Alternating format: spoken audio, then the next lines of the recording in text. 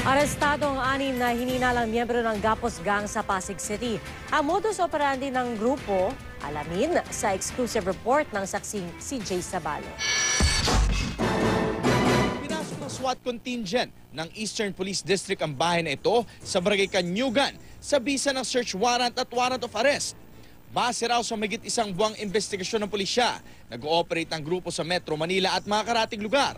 Ang kanilang modus, pinapasok ang mga bahay o gusali, tinatali o ginagapos ang kanilang mga biktima bago pagnakawan. May pagkakataon pang sinusunog daw o binabaril ang mga biktima. Mula kanina, may mga na-recover ng M16, caliber 38, gun replica ng 45 at isang granada na nakabalot sa dyaryo. May mga sachet din ang pinaghinala ang shabu at drug paraphernalia. Ayon sa District Intelligence Group, pawang magkababata ang mga sospek na taga Pasig na nabuo noong 1999 at tinawag na Spider Gang.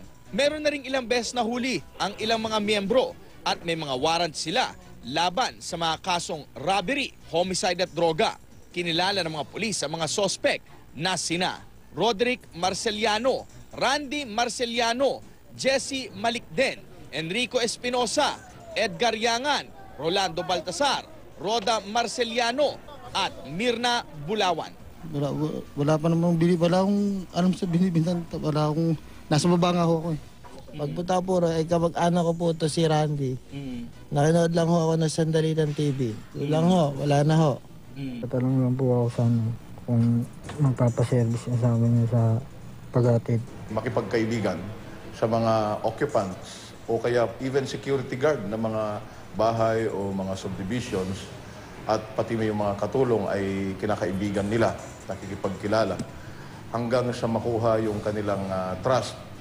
And then, paplanuhin na nila kung paano nila papasukin ang bahay. Ako si Jay Sabale, ang inyong saksi.